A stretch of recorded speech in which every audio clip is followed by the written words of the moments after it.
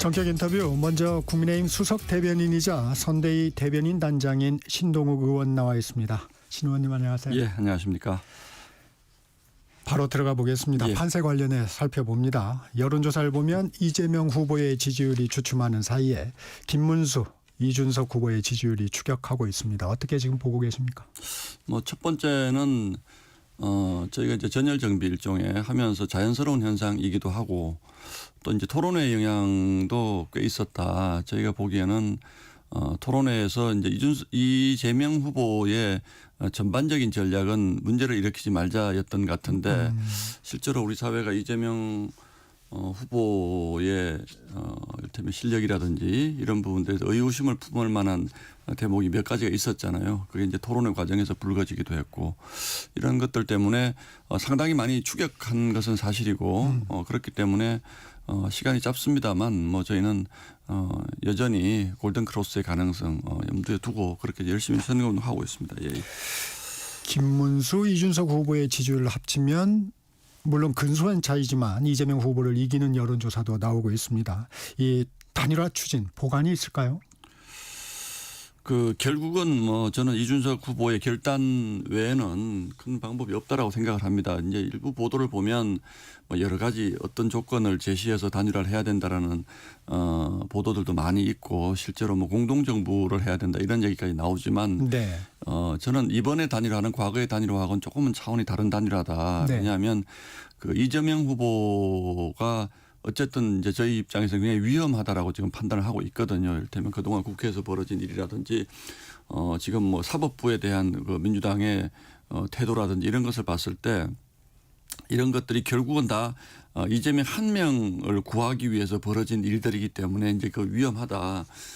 그런 점에 대해서 이준석 후보가 물론 아직 젊기 때문에 본인의 정치적 미래 이런 부분들을 계산하고 있을지는 모르지만 제가 보기에는 지금만큼은 이번만큼은 이번 시대의 대의 명분에 대한 고민도 저는 없진 않으리라고 봅니다. 그래서 제가 보기에는 어쨌든 이준석 후보 입장에서는 3차 TV 토론까지 다 하려고 할 가능성이 높거든요. 그러면 그 끝나고 나면 시간이 하루 정도밖에 그렇죠. 안 남는데 사전투표 이전에 그렇죠. 사전투표 이전에 하루도 결코 짧은 시간은 아니다. 그래서 저희가 협상을 가지고 지금 한다면 이건 너무 좀 한가한 얘기고 결국은 이준석 후보의 결단에 달려 있다. 그 부분에 대한 뭐 어떤 결단을 할 것인지는 좀 지켜볼 필요가 있다고 저는 보고 있습니다.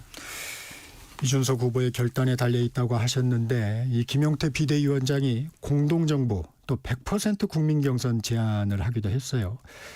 김문수 후보는 국무위원회 3분의 1을 40대 이하로 하겠다고 공약을 하면서 40대 총리도 자연스러울 정도로 세대 교체하겠다고 했는데 나올 건 다 나온 거 아닌가요? 다 나왔습니다. 다 나왔고 결국은 이재명 후보에 대항하기 위한 이 전선이라고 하는 것이 어떤 이재명이라는 특정인을 떨어뜨리기 위해서 그러는 것이 아니고 국가의 미래를 위한 결단 이런 것들을 위해서라면 우리 김용태 비대위원장 말로는 뭐 공동정부가 됐든 또는 뭐 내치와 외치를 분리하는 방안이 됐든 이런 것들조차도 저희 당으로서는 양보할 수 있다라는 뭐 상징적인 의미지 그걸 가지고 이건 주고 이건 빼고 이렇게 협상하는 것은 아니다. 그러니까 우리가 보기에는 이준석 후보도 어떤 시대를 보고 역사를 보고 결단을 해 주기를 바라는 마음에서 이런 제의를 하는 것이지 뭐 그게 뭐 이렇게 장사하는 사람들 딜하듯이 그렇게 하는 건 아니다. 아니라고 보고 있습니다. 이 단일화 시점도 관심입니다. 언제까지가 시한이라고 보십니까? 뭐 사전투표 전날이죠. 예. 이 투표지에 이준석이라는 이름이 인쇄가 돼 있지만 만약에 그런 역사를 바라본 결단을 내린다면 산술적으로 지금 보면 이준석 후보의 표가 저희에게만 오는 것은 아닙니다. 그러니까 저희에게 조금 더 오지만 이재명 후보로도 상당히 빠질 가능성이 높기 때문에 어쨌든 이런 이재명으로는 안 된다라는 이 공감대 이런 부분들이 국민들에게 확산된다면 저희가 생각하는 것보다 더 시너지가 클 수도 있다. 근데 이 단일화를 잘못하거나 또는 무슨 뭐 밀어붙이기식 단일화가 되면 또 더 저희에게 마이너스도 될 수 있다. 그렇기 때문에 저희는 이번 단일화는 순리에 따라서 결국 한 가지 여론의 압박이 하루 이틀 사이에 어떻게 커질 수 있느냐 그 부분을 지켜보고 있습니다. 이 사전투표 전이라면 사실 모레까지예요. 모레까지죠. 수요일까지죠. 예. 분위기가 좀 무르익지 않은 것 같은데. 글쎄 이게 이제 협상문을 두고 자 여기까지는 되고 이런 거면 뭐 이준석 후보 쪽에 제가 줄 수 없는 게 있어서 나머지 다 가져가세요. 이런 협상이 아니기 때문에 우리 정앵카 생각하시는 그 분위기는 좀 저도 다르다고 보고 있습니다. 결국은 이준석 후보가 할 것이냐라는 것은 본인의 고독한 결단이라고 생각을 하거든요. 그 주변에도 아마 많은 분들이 해라라고 하는 분들도 있을 거고 또 하면 안 된다라는 분들도 있을 텐데 결국은 뭐 본인의 정치적 선택이기 때문에 이번 결단이 이제 그 주변에서는 아마 앞으로 길기 때문에 그냥 끝까지 완주하는 것이 좋다라는 것은 굉장히 정무적인 조언이지 않습니까? 네. 그런데 그게 과연 또 그럴 것인가? 우리 역사를 보면 뭐 예전에도 정말 이 제3지대에서 굉장히 높은 평가를 받았다가 한순간에 판단 잘못으로 사라지는 분들 굉장히 꼭 있었거든요. 시대마다. 그 부분의 고뇌는 있을 수 있죠. 예. 국민의힘 사전투표 이전에 골든크로스에 대한 기대감을 나타냈는데 어떤 근거와 전략 있을까요? 뭐 근거라고 하는 것은 지난주에 여론의 추이를 보면 어쨌든 기울기가 굉장히 이제 김문수 후보만 유일하게 가파른 건 사실이거든요. 이재명 후보가 떨어지고 김문수 후보가 가파르게 올라가고 이준석 후보가 완만하게 올라가는 그래프 이제 요게 지금 모양이기 때문에 시간이 있다면 과거의 경우는 쫓아가는 쪽이 잡는 경우가 굉장히 많았습니다. 아주 근소하지만 이제 그런 부분을 뭐 다음 주 6월 3일까지는 일주일 이상이 남아 있으니까 뭐 꼭 그 전에 여론조사는 이제 곧 중단이 되죠. 중단이 되지 않습니까? 이제 발표는 못하는 시점이 되기 때문에 골든크로스가 수치로 우리가 국민들께 알려드릴 수 있는 시점이 아니더라도 그 추세가 멈추지는 않지 않습니까? 그래서 그 사이에 여론조사 공표되지 않는 이른바 깜깜이 기간에도 뭔가 추세가 이어진다면 이길 수 있다. 저희는 그렇게 보는 거죠. 이준석 후보는 동탑 모델을 좀 자주 얘기하고 있습니다. 동탑 모델의 한계 좀 어떻게 보십니까? 이제 동탄 모델의 기본적인 것은 이를테면 이준석이 올라가면 김문수가 떨어지고 이런 관계는 아니라는 거예요. 그래서 세 명의 후보가 있을 때 이제 두 명이 같이 올라가니까 이준석도 올라가고 김문수도 올라가는데 결국은 본인이 이길 수 있다. 이제 이런 것들이거든요. 다만 저는 이재명 후보가 지금 50% 초반대까지 나오고 굉장히 높은 지지율이거든요. 이게 40% 중반까지 떨어진 여론조사가 지난주에 보면 많이 나와 있습니다. 어제 KBS 조사는 아직도 이제 뭐 40% 후반 이렇게 나온 걸로 제가 봤습니다만 그런 것이라면 이재명 후보가 네. 굉장히 많이 떨어지는 거죠. 여기에서 만약에 2, 3%가 더 떨어져서 40% 초반까지 떨어지면 김문수 후보가 30% 후반까지만 가면 저는 충분히 잡을 수 있다.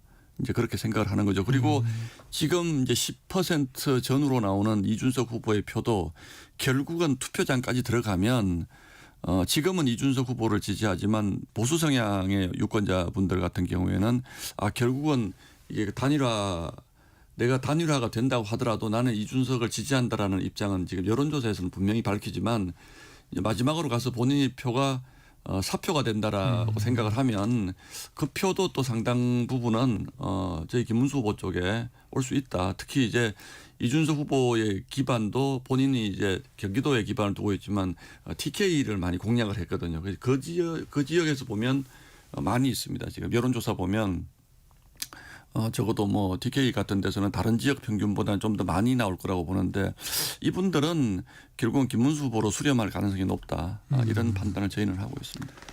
김문수 후보는 이준석 후보와 여러 각도에서 만나는 계획을 추진 중이라고 했는데 단장님은 지금 이제 이준석 후보의 결단만 남아 있다 이렇게 합니다. 저는 그렇게 보고 그 결단의 마지막에 점을 찍을 수 있는 부분은 역시 우리 후보가 한 번은 만나야 되지 않을까라는 생각을 합니다만 제가 뭐 구체적인 일정은 잘 모르겠습니다. 예. 물밑 접촉이 있고 그런 건 하루 이틀 사이에도 충분히 있을 수 있고 모든 단일화가 뭐 지난 그 대선 때도 무슨 뭐 목동의 어떤 개인 집에서 안철수 우리 윤석열 후보가 만났다라는 보도도 저희가 봤습니다만 뭐 끝까지 어쨌든 네. 저희가 무슨 그 정권을 잡기 위한 단일화가 아니라 지금 아주 특이한 한 명의 후보, 아주 특이한 분, 저희가 보기에는 시대를 거스를 수밖에 없는 조건을 가진 후보, 우리 사회가 결코 받아들이기 어려운 이재명 후보,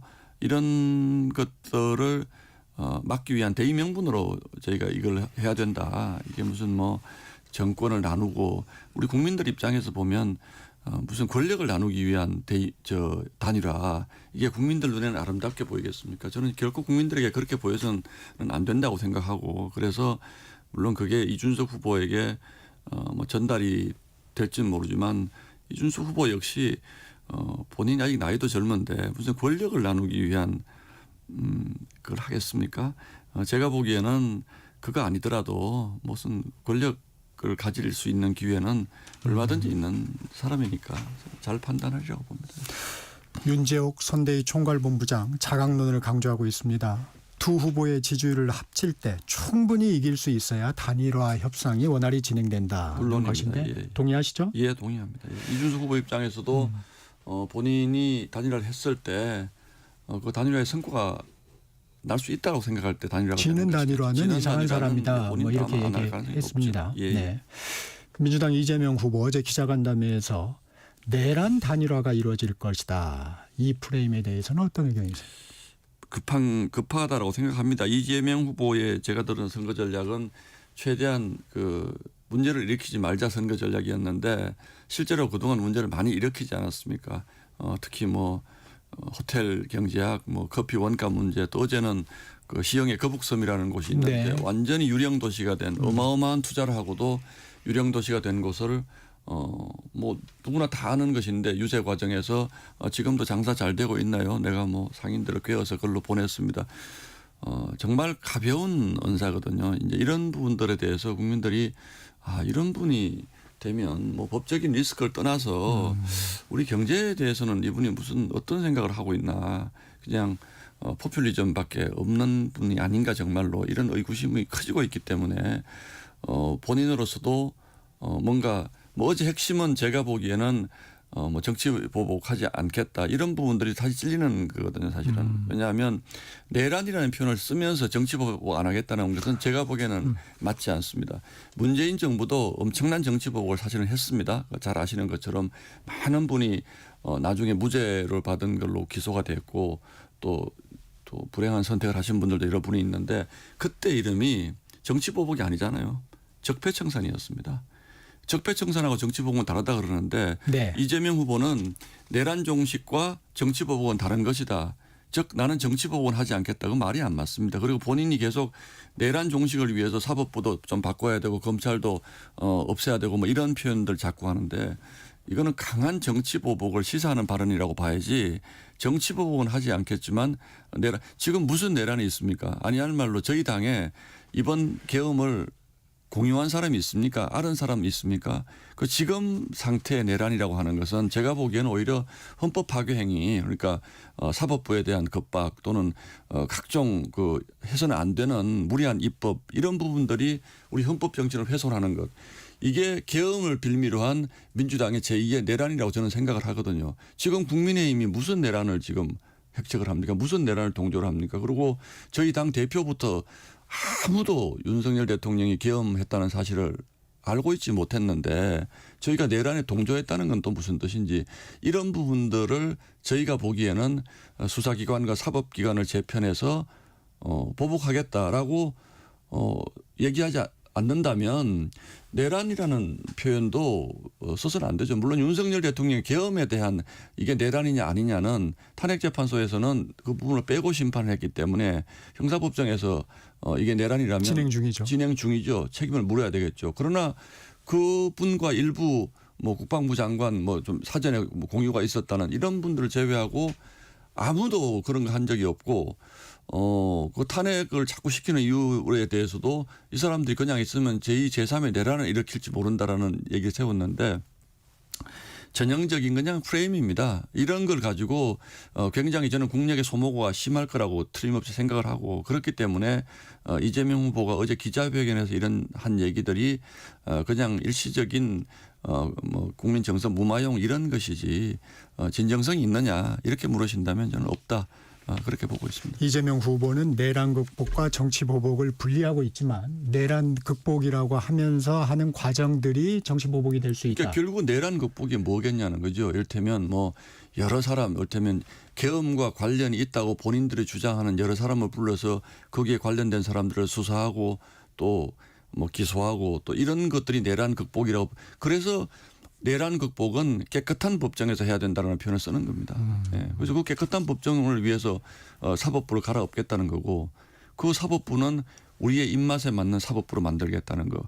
이게 저는 이재명 대표에 대해서 가장 우리 국민들이 우려하는 부분이고 위험한 부분이라고 생각을 하거든요. 그게 자꾸 국민들이 의심하니까 정치보복은 하지 않겠다 그러는 건데 나중에 그럴 거예요. 제가 정치보복을 했습니까? 내란 종식을 위한 당연한 정치 행위를 했을 뿐입니다. 이렇게 얘기할 거거든요. 근데 그게 결국은 본인의 장기 집권으로도 이어질 수 있다. 지금 개헌이나 이런 것들을 통해서 이런 것들이 이미 그 1년 전부터 해온 국회에서의 입법 폭주와 지금의 대선과 앞으로 있을 소위 내란 종식이라고 하는 것과 사법부 개혁이라고 하는 것 이런 것들이 쭉 이어지면서 결국은 독재 길로 갈 수 있다. 이런 의구심을 우리 국민들이 하고 있잖아요. 이 부분은 저희가 용납할 수 없다는 거죠. 예. 이번에 비법조인이 대법관이 될 수 있는 조항을 삽입하는 법원조직법 발의 부분에 대해서는 일단 이재명 후보가 개인적인 차원이다. 이 당론도 아니고 또 내가 다시 자중하라고 지시했다. 이렇게 좀 선을 그었어요. 글쎄 뭐 그런 것도 진정성이 없다. 그러면 선을 그었고 이것이 잘못된 것이라고 생각을 한다면 법안을 철회를 해야죠. 근데 법안은 그냥 있거든요. 그리고 나중에 가서 국회에서 그 법안을 통과시키면 그건 내가 하라 그런 것이 아니고 의원들이 자발적으로 한 것이다라고 얘기하겠죠.